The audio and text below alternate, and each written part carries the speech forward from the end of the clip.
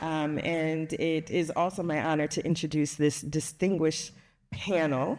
I will give you a brief bio of who they are, but there's a deeper read in your materials, which is worth taking a look at. So first we have Ambassador Bonnie Jenkins.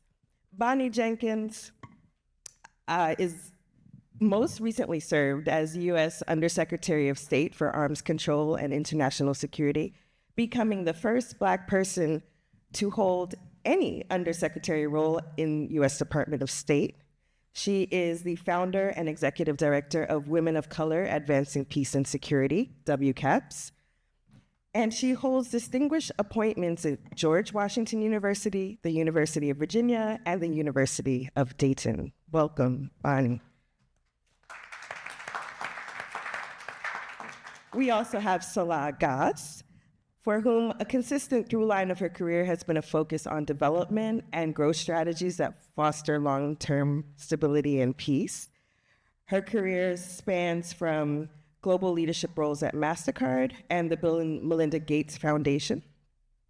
She has pioneered digital solutions that empower underserved communities and advance economic opportunity worldwide.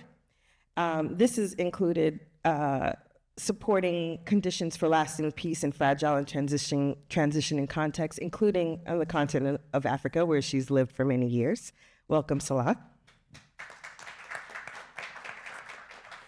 Ambassador Bisa Williams is a career diplomat and peace-building expert with decades of experience advancing democracy, conflict resolution, and human rights. She currently teaches at Yale's Jackson School of Global Affairs. And from 2018 to 2023, Ambassador Williams led the Carter Center's work as independent observer of the implementation of the peace agreement in Mali.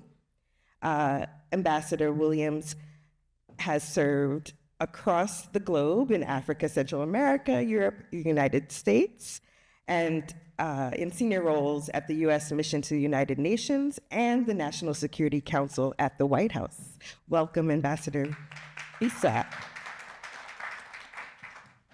And we have my colleague at the Carter Center, Dr. Jenny Lincoln. She has served as the Carter Center's principal advisor for Latin America and the Caribbean since 2015, guiding the center's work on democracy, peace building, and human rights throughout the region.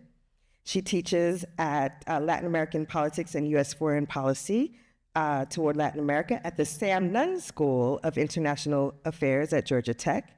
And one fun fact about Dr. Lincoln is that she has been a credentialed international observer in 23 elections across Latin America. Welcome to you all. So as we start with some questions, I think we'll do questions for about 40 minutes or so and then turn over to the audience for maybe about 15 minutes of questions as well. All right. So I want to frame this in the format of Dr. King's positive peace. When we look at peace building in practice, peace building in action, that is the reason that you're all here and have hopefully wonderful experience that you will share with us. One of the things about nonviolence is what Dr. King refers to as this creative tension, right? That nonviolence is not actually a passive, but actually, in order for it to be in action, we work through this creative tension. So with that, I would like to turn it over to you for our first question, which is, what does sustainable peace look like in today's world? How do we measure success beyond the absence of conflict? Would you like to begin, Bisa? Sure, thank you. I really think, particularly based on, first of all, let me thank you for including me in this panel, and it's really an honor to be here. But if we bear in mind what we heard from the last panel and think about what's happening globally. As a former diplomat, I'm retired now, I've come to realize that there are really two kinds of ways of looking at peace when we're trying to be practitioners. There's what governments try to do. We look at sustainable peace as having elections, making sure the judicial system is up and running. Maybe you want to look at all the cabinet officers. We're looking at big structures, and we talk leadership to leadership. We talk militaries to militaries, and we have an idea of how to reset stages. But I was recently, when I was involved with the Carter Center, and we were actually trying to observe how they were going to implement something that the warring parties had agreed to, the peace accord in Mali. And subsequently, I was involved in some research in Mauritania. What you find is the people who are the communities that are affected by conflict, the peace that they're looking for doesn't necessarily, the first thing on their mind is not elections. The first thing on their mind is not the larger structure. It's like, how am I going to make sure my family is safe in my community, is respected in my community? How am I going to be able to practice the lifestyle that I have? Am I a fisherman? Am I a farmer? Am I nomadic? How can I ensure that who I am and what I need to make sure that first my family, then my community, then my community's relationship with the community next to me are all at ease. And I have found that kind of sustainable peace relies on, yes, communication. First of all, there has to be a willingness and a respect for the mutual humanity of everyone that we were talking about before.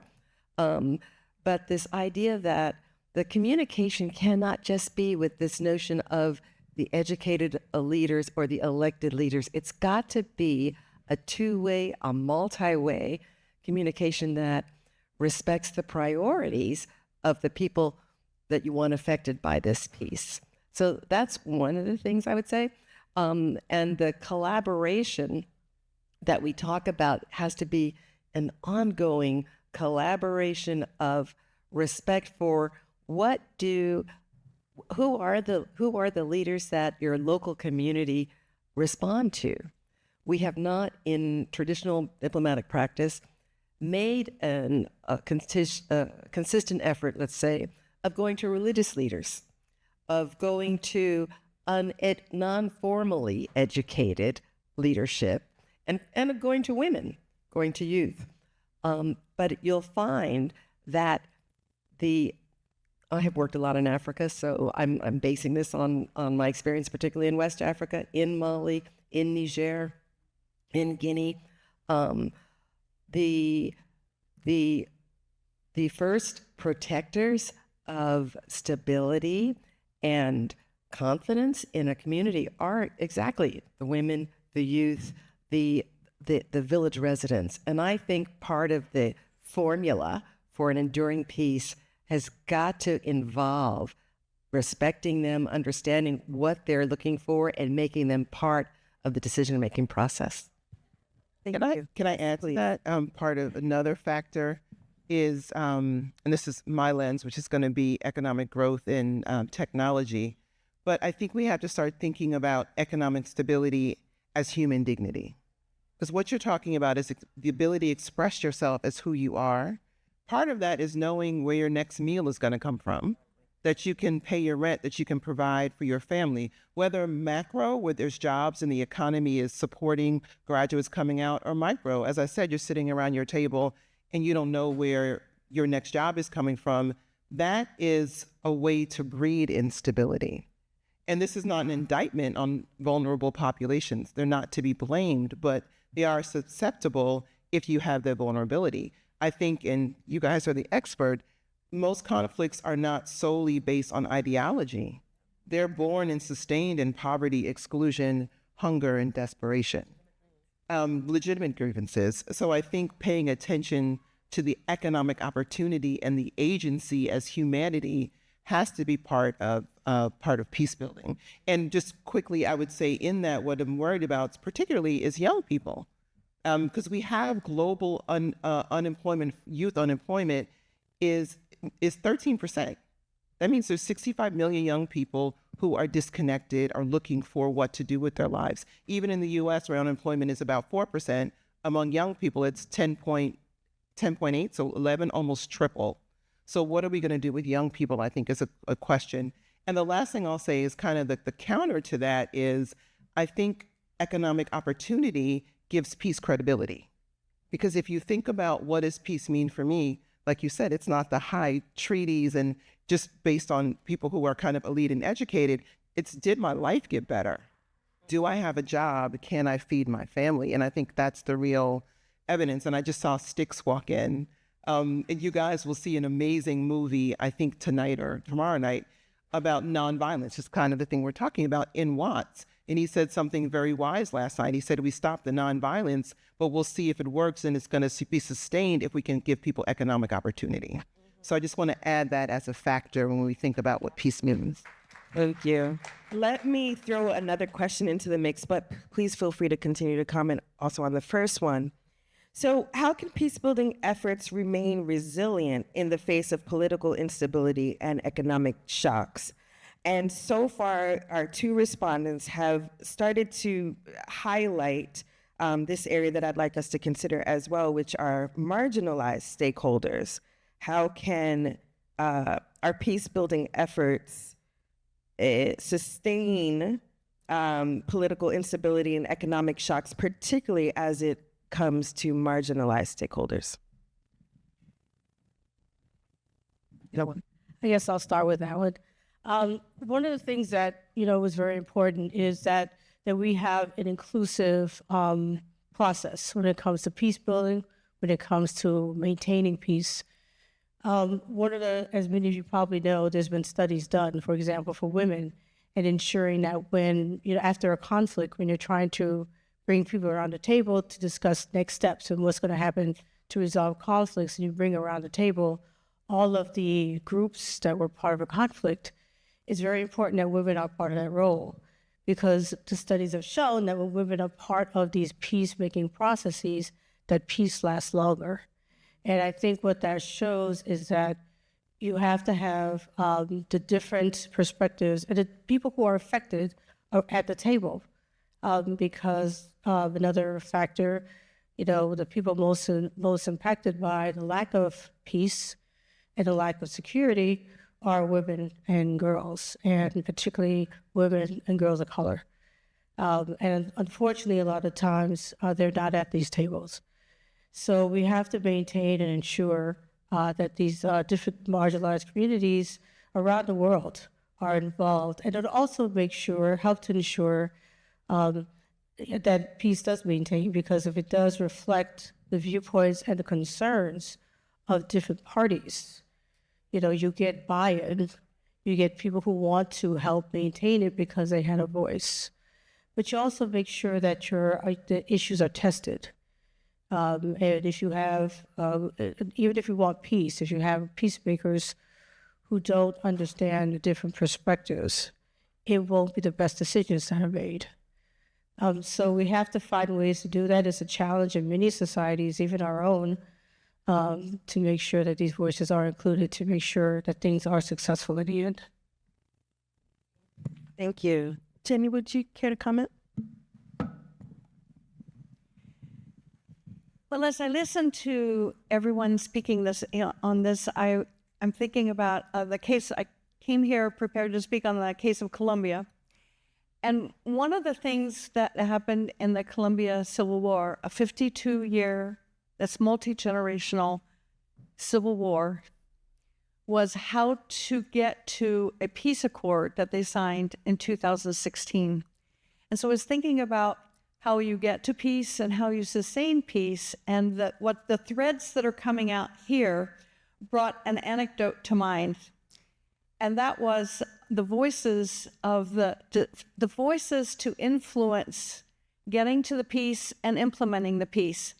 And one voice comes to mind, a woman named Esther Ruiz with UNICEF, who is in Colombia, trying to help the parties come together with a resolution and implementation plans. This was a civil war between a guerrilla group and the government. Peace accords signed, and when they were preparing for the implementation, that meant that people who had been in the mountains fighting for decades were going to come back into society to settle. And Esther said to the government people, there are going to be babies. For 48 of those years, the FARC had successfully mandated there be no babies. There were women fighters. There were women in all the generations of the FARC guerrilla that fought the government, and there were parejas, there were couples, but there were no babies. FARC took care of that. But when the peace accord was coming forth, they relaxed that mandate, and there were pregnancies and babies. The government didn't listen. And when 7,000 soldiers began to demobilize and came in the pangas and the rivers, in the boats, there were panzas, pregnant women, and babies. And the government wasn't prepared. So they hadn't listened to the voices. They hadn't listened to the women's voices. They hadn't listened to a technical UN authoritative voice. And so what just brings to mind is at every level, in every society, in every culture, there's a fundamental principle of inclusion that's a requirement. We're talking about women. You can say the same thing for the youth, and I'm sure people have cases on that too. Thank you. Lisa, did you want to contribute? I'd like to sort of link the comments that have been made by both Bonnie and by Jenny, in that, in my experience in Mali, again, we had a peace accord that was signed the very same year, 2016. We were with the former warriors and the Malian military, as well as the Malian executive government, the government, at the table. Very, very hard for them to say, okay, we signed this agreement, now what's our first step? A lot of arguments. When we did bring in women, first of all, there was resistance to the women. One of the outside parties, another government that was supposed to be a friend of Mali, said, we don't want educated women in here because the people in the north where they had the rebellion, they're not educated and they're not the same. So we don't want to mix them up. We don't want those northerners to get ideas from the southerners. That's the first thing. We overcame that barrier and brought the women in. The women from the south, from the west, from the north, all had the same idea. We want the schools back open. We want our girls to be safe on the street. And we want health services back. And they were all able to say, that should be the priority here. Where the men, the warriors, the government, were stuck on anything to stop implementation.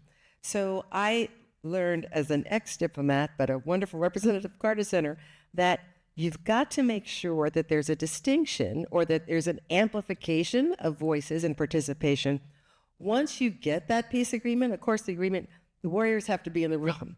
You've got to tell those soldiers, those thousands of soldiers that are in the hinterland and everything, there's going to be a way for you to come back. There will be a future for you.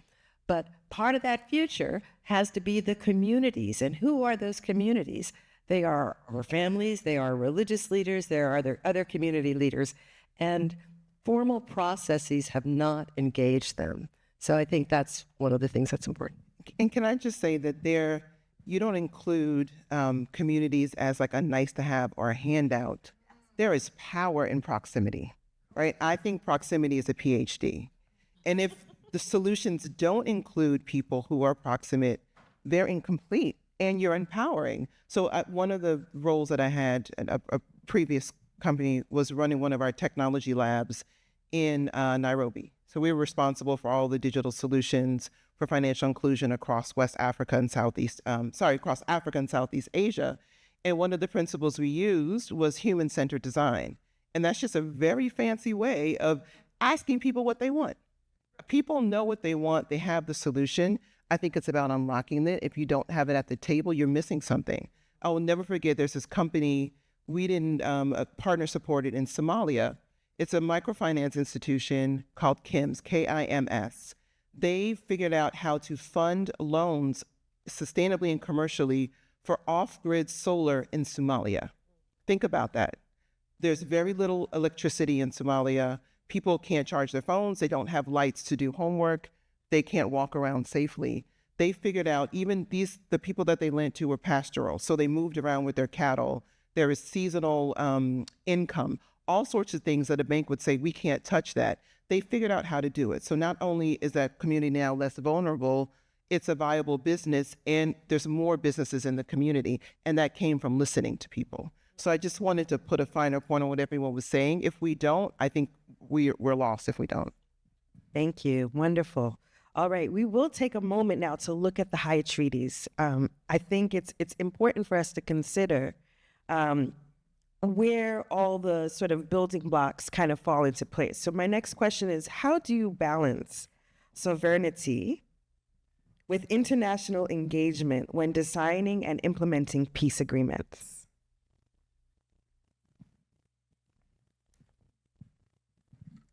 I guess I'll say a few words.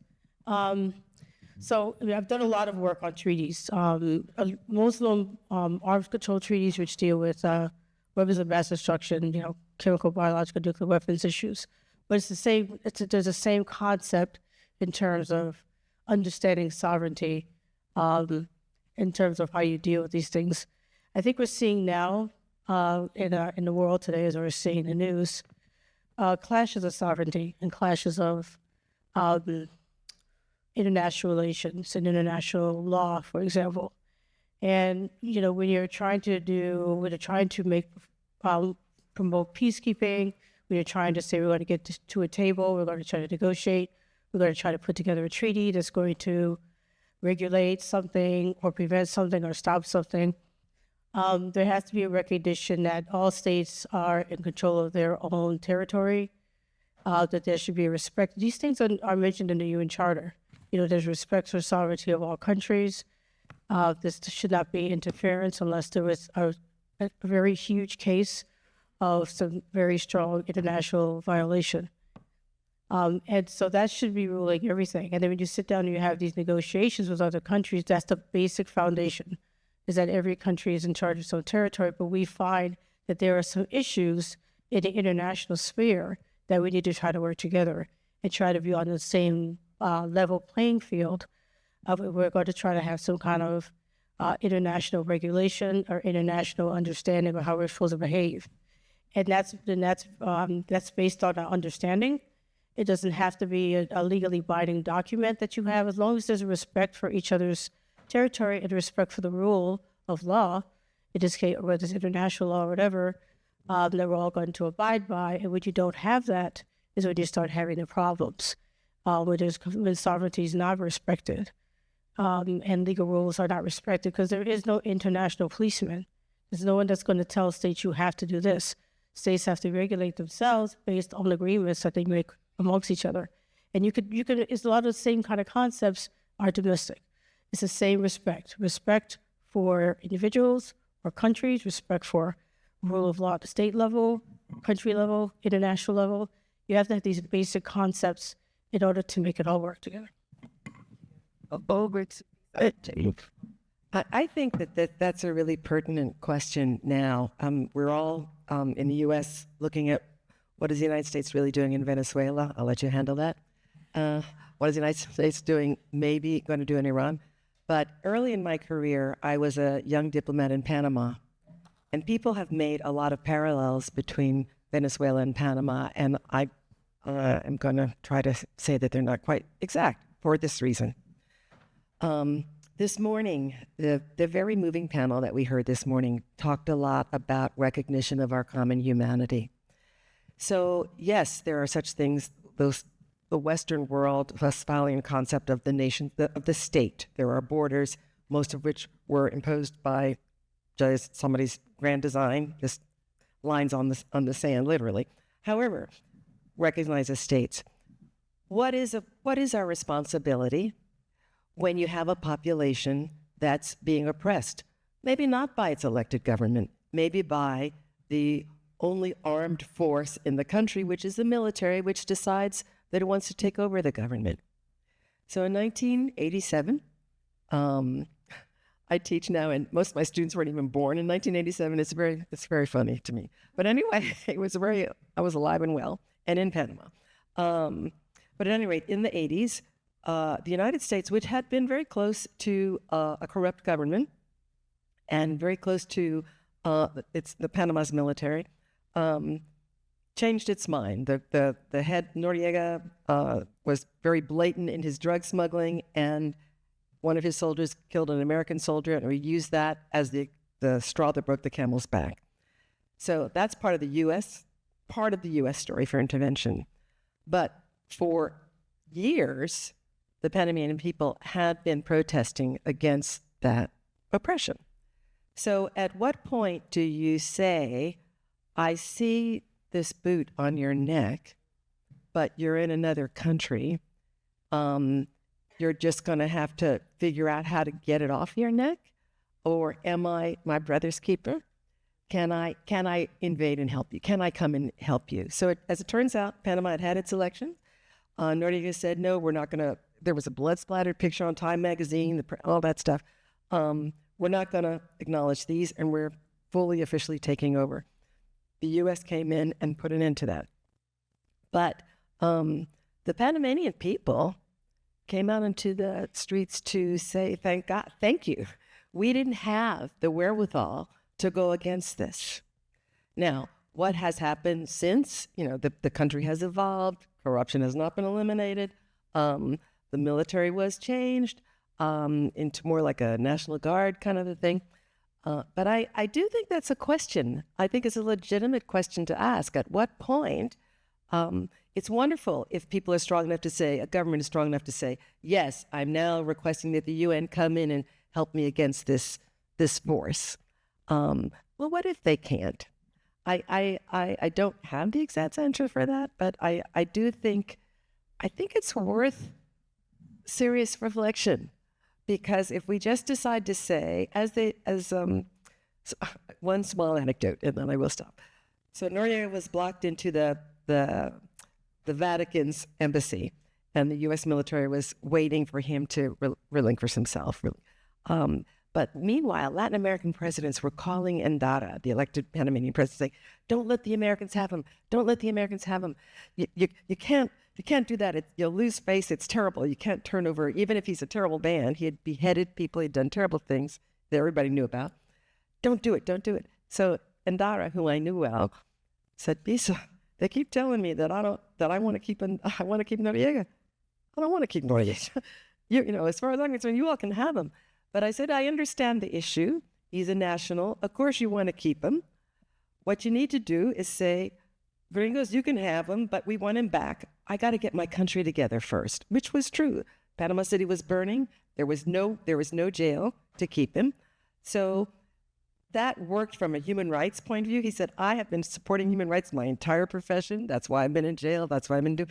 I'm not going to let the first human rights case against Panama be because I let the people kill Noriega on the street, because if I try to keep him, that's what's going to happen to him. So I tell that story because I do think that there's a role for helping an oppressed people. I think we have to be careful about deciding it, but I think we need to ask that. And maybe the UN, maybe the current structures that we have don't address that well enough. So, Jenny. Oh, Lisa, I went a different way in my brain when she mentioned this, but I'm going to go ahead and jump in. Because I was thinking about there are clashes at every level, in the sovereignty level, but then there are clashes with conflicts inside the governments too. And keep in mind that all negotiations are political, and they have to have an element of legal basis. But so many times, the negotiators agree on something that does not have legal base.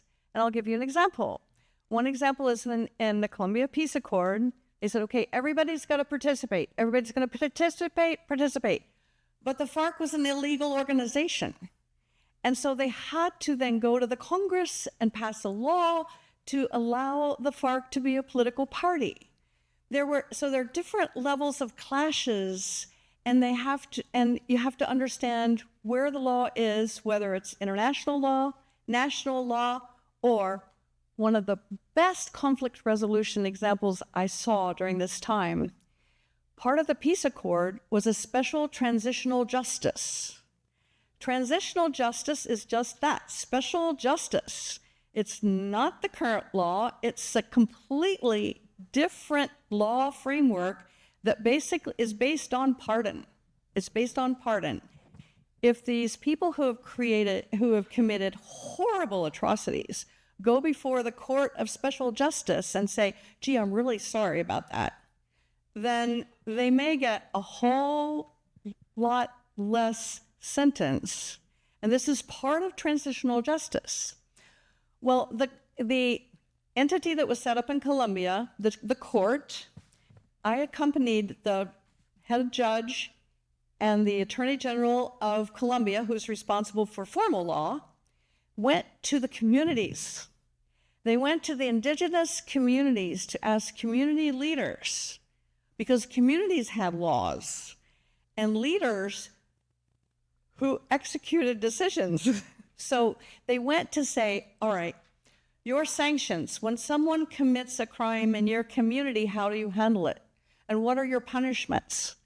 And that's when I saw that in this conflict resolution, in this implementation of a peace accord, there were 3 jurisdictions and 3 types of justice that were then they implemented together. And so that's way under the sovereignty level, but that's what came to my mind.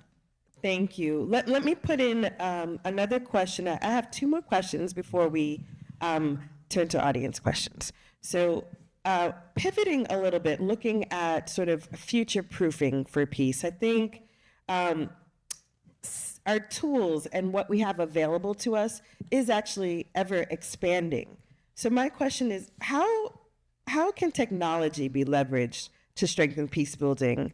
And how can digital tools improve transparency and trust in fragile states without deepening divides, if that's possible? I think that's probably to me. Yes, please. It's interesting to think about. I think first, kudos to the Carter Center, the King Center, for thinking so broadly about peace. And I often don't hear peace and technology, economic stability all in the same conversation, but I think it's necessary. I think what I'll say quickly about technology, I think there's a couple call outs, but then I think there's some optimism. I can't think about peace and stability and peace building without thinking about like how technology can divide us, and the, what do we call it, fake news. I was reading something that said in 5 years, 90% of what's on the internet will be AI generated. And so how do you even think about what to believe? So whether it's information you can't trust or lack of information, we see protests around the world where countries cut off the internet. And so you're siloed, you're not getting information. So that worries me a little bit. The other thing is, of course, AI. You can't be on a panel without saying AI. The lack of jobs, or the kind of changing of the job curve, if you will, for AI, if we are not careful, will hit lower income and lower wage workers, and not the jobs that are a little more protected.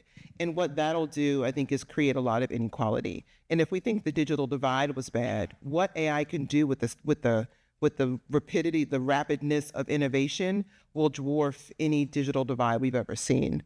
So those are the things I would kind of watch out for. I think the optimism is if we can get ahead of it, if we can use it, like the panel said earlier, for peace of mind and for dignity, there's a lot of opportunity. So I just came from Ghana, where I was doing some work in AI, and there the government has a national strategy on AI. And they are, some of the numbers they're looking at is if they can get AI in agriculture just to have smallholder farmers produce more crops, $300 million US can be added to the smallholder farmer community annually. Over 1 million jobs can be created, remote jobs from youth when they have a very high youth unemployment. And across Africa, $2.9 trillion can be added to the economy from AI. So there's some pros and there's some cons. But I think if we're going to use technology as a tool for transparency, we have to watch out for inequality, and it has to be applied evenly, or else it's just going to make the divide between haves and have-nots, I think, worse, which is detrimental for stability. Thank you. May I have a time check? I walked up here without. Thank you. Okay. Okay, wonderful. We're going until 12 or? Okay, great. Oh, 45. Okay, great. So let me pause at this moment and turn it over to the audience. Maybe I can collect 3 or 4 questions and then we can channel those to our panelists. Oh, yes, please. What? All right. So my question for the panelists, I taught a policy and law course, and Doc, you mentioned about these multiple notions of justice. And so I'm curious, how do you actually do the work of peace building in a community if if people have different notions of what justice is and what it looks like? Can I start on that one? Oh, let me see if I collect a few more questions. Any other questions in the audience at the moment? Yes, please.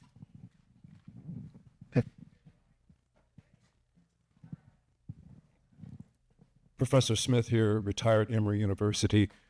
In early 2000s, we had Bishop Tutu in Atlanta, and some of us tried to incorporate some of his teachings about pursuing TRC's transitional justice programming here in the United States around our local issues. So the question would be whether your foci on global peace building that might include transitional justice could apply.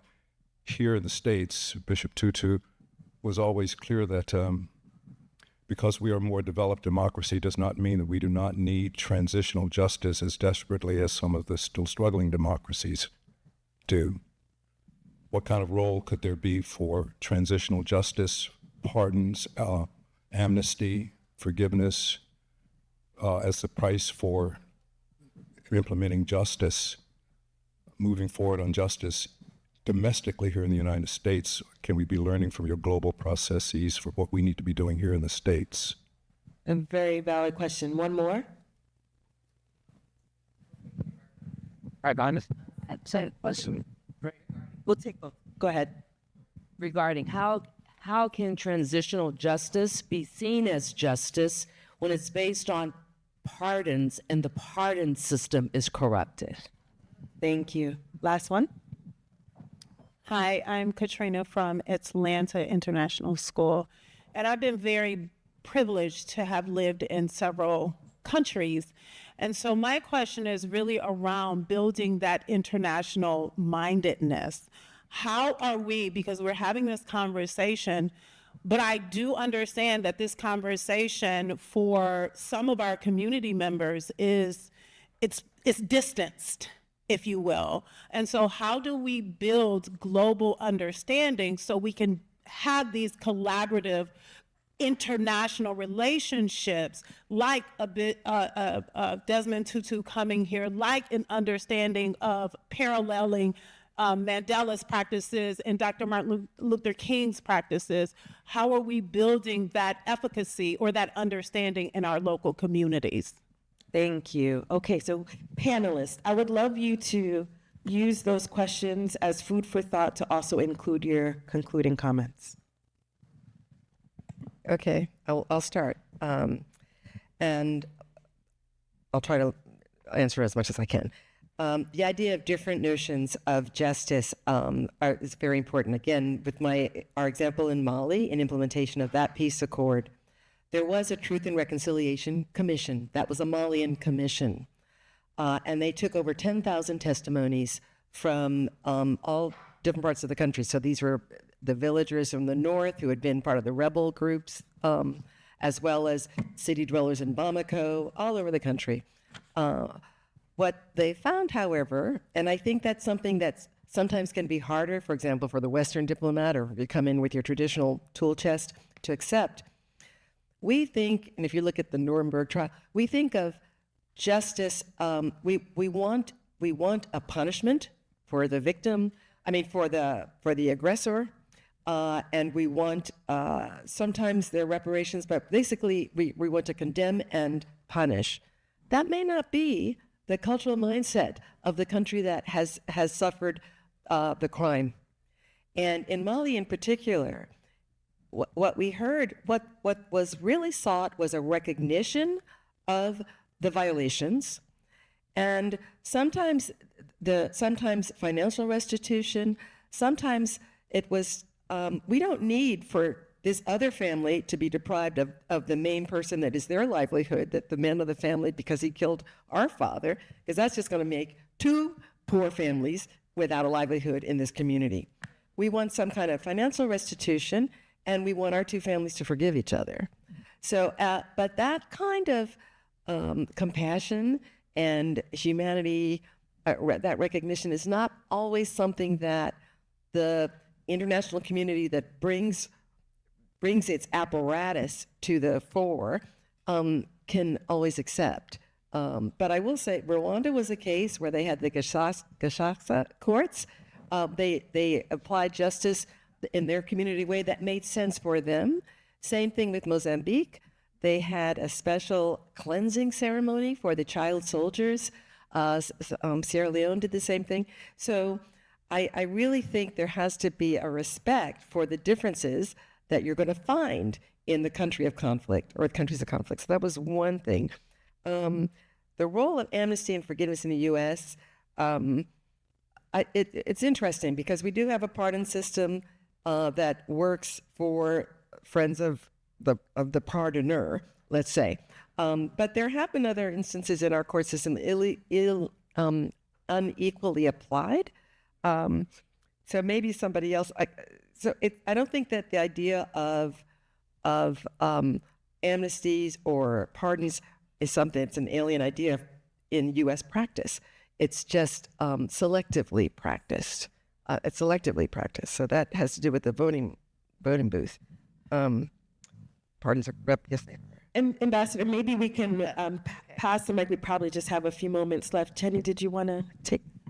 I want to answer very quickly. I'd like to share with this audience. I didn't know I was going to say this when I came here, but I realized that in 1967, Martin Luther King spoke in Marietta, Ohio, population of 17,000 people, at a very small college, Marietta College. I was a senior in high school, and I got to see him there.